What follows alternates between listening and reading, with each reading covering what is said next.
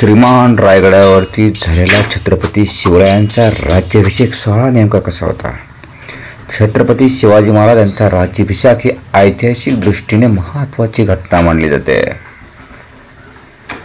ज्येष्ठ शुद्ध त्रयोदशी शैलवंश शके 1596 रोजी स्वतःच राज्याभिषेक करून घेतला आणि एक सार्वभौम राजाची घोषणा मात्र छत्रपतींनी केली. छत्रपती शिवाजी महाराजांचा राज्याभिषेक अत्यंत व्यापक आणि भारताच्या इतिहासातील एक अत्यंत व्यापक आणि महत्त्वाचा प्रसंग होता. राज्याभिषेकावेळी शिवाजी महाराजांनी छत्रपती हे पद धारण केले आणि राज्याच्या कारभारासाठी अष्टप्रधान मंडळाची निर्मिती केली. राज्याचा कारभार आणि पदं वाटून देण्यात आली. छत्रपती शिवाजी महाराजांच्या राज्याभिषेकावेळी महाराणी म्हणून सोयराबाई, युवराज म्हणून छत्रपती संभाजी महाराजांचाही अभिषेक मात्र करण्यात आला. सोहळ्याची नेमकी पूर्वतयारी कशी केली ती? भवानी मातेच्या दर्शनासाठी तुळजापूर येथे महाराजांना जाणं शक्य नव्हतं, म्हणून प्रतापगडावरील प्रतिष्ठापना केलेल्या भवानी माता देवीच्या दर्शनासाठी गेले. त्यावेळी 6 मन सोन्याची छत्री भवानी मातेचं अर्पण केली. 21 मेला पुन्हा रायगडावर धार्मिक विधीत गुंतून गेले आणि महाराजांनी 28 मेला प्रायचित्त केलं, जानवं परिधान केलं आणि दुसऱ्या दिवशी 2 राण्यांबरोबर पुन्हा विवाहविधी केला. त्यावेळी गागाभट्टांना 7,000हून तर सर्व ब्राह्मणांना मिळून 17,000हून दक्षिणा दिली. दुसऱ्या दिवशी महाराजांनी सोनं, चांदी, तांबे, जस्त, कथील, शिसं, लोखंड अशा 7 धातूंनी वेगवेगळी तोला झाली. याशिवाय वस्त्र, कापूर, मीठ, खिळं, मसाळं, लोणी, गूळ, फळं इत्यादींच्या तोला झाल्या. छत्रपती शिवाजी महाराज भोसले यांच्या शिवराज्याभिषेकाची तयारी कितीतरी महिने आधी सुरू झाली होती. राज्याभिषेकासाठी निश्चित अशी कोणती परंपरा नव्हती. प्राचीन परंपरा आणि राजनीती वृत्तांतून काही विद्वानांनी प्रथा परंपराचा अभ्यास केला आणि शिवराज्याभिषेकासाठी देशातील कानाकोपऱ्यातून ब्राह्मणांना आमंत्रण देण्यात आलं. सरदार राजाची श्रीमंत गणमान्य व्यक्ती, दुसऱ्या राज्यांचे प्रतिनिधी, विदेशी व्यापारी आणि सामान्य जनता असे सर्वच या सोहळ्याला उपस्थित झाले होते. छत्रपती शिवाजी महाराजांनी सर्वप्रथम आपल्या माता जिजाऊसाहेबा यांचा आशीर्वाद घेतला. राज्याभिषेकाचा विधी नेमका कसा झाला? 6 जून 1674ला राज्याभिषेक झाला. या दिवशी पहाटे उठून मंत्रोच्चार, संस्कार व अंघोळ करून कुलदैवताला स्मरण करून राज्याभिषेक सुरू झाला. गागाभट्ट आणि इतर ब्राह्मणांना यावेळी आभूषणं आणि वस्त्र भेट देण्यात आले. यावेळी छत्रपती शिवाजी महाराजांनी शुभ्र वस्त्र परिधान केलं होतं.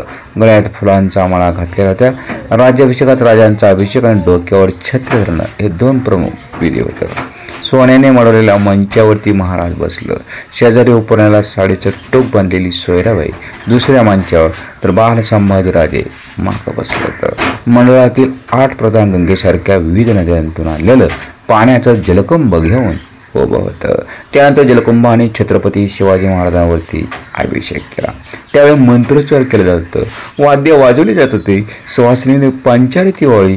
यानंतर छत्रपती शिवाजी महाराजांनी लाल रंगाचं वस्त्र परिधान केलं, जडजेवाहीर अलंकार परिधान केलं, गळ्यात फुलांचे हार, एक राजमुकुट घातला, आपली ढाल तलवार, धनुष्यवादाची पूजा केली आणि मुहूर्तावेळी राजसिंहासनाच्या दालनात मात्र प्रवेश केला. राज्याभिषेकाचे दालन हिंदू परंपरेनुसार 32 शकुन चिन्हांनी सजवलं होतं. कृष्णाजी अनंत सभासद यांनी लिहिलेल्या ग्रंथात आलेलं वर्णन 32 मन सोन्याचं, त्या काळी 14 लाख रुपये मूल्य होतं. त्याचं भव्य सिंहासन सोन्याच्या पत्र्याने मढवलं होतं. छत्रपती शिवाजी महाराज सिंहासनावरती आरूढ झालं. 16 सवासनीने त्यांना ओवाळलं. ब्राह्मणांनी मोठ्या स्वरात मंत्राचं उच्चारण केलं. प्रजेने महाराजांना आशीर्वाद दिला. छत्रपती शिवराज की जय, शिवराज की जयच्या घोषणा दिल्या गेल्या. सोन्या चांदीची फुले उधळली गेली. विविध तालवाद्य सुरवाद्यांच्या जयघोषात आसमंत भरून गेला. ठरल्याप्रमाणे प्रत्येक गडावरून तोफा डागल्या गेल्या.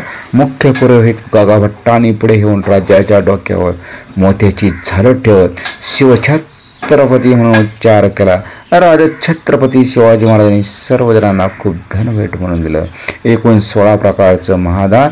त्यानंतर विविध मंत्रीगणांनी सिंहासनापुढे जाऊन राजांना अभिवादन केलं.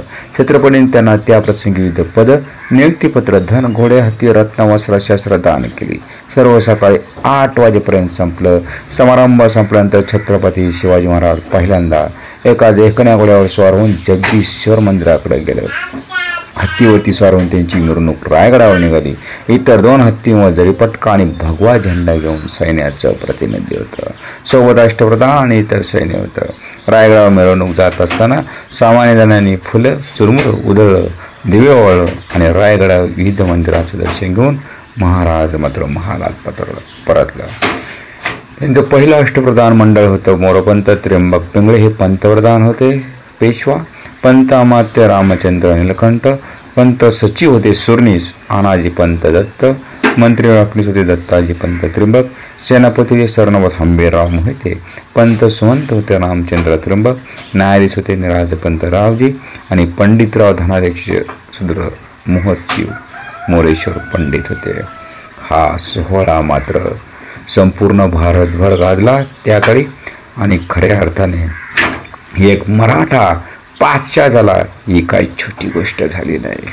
अशा प्रकारे मात्र बखरकरांनी लिहून ठेवलं आणि औरंगजेबाची देखील ताकद नाही झाली का ह्या सोहळा मात्र अडवला पाहिजे आणि यावरती मात्र तोफांची बरसात करून हा सोहळा मात्र उद्ध्वस्त केला पाहिजे.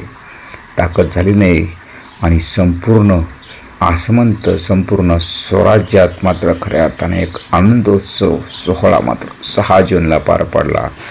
आपला राजा छत्रपती झाला. हे सर्वच मात्र मावळ्यांना मात्र आनंद द्विगुणित झाला.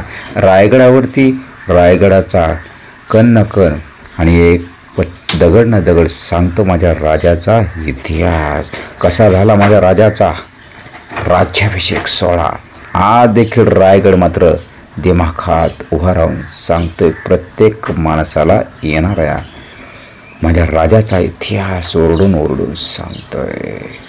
जय भवानी, जय शिवराय.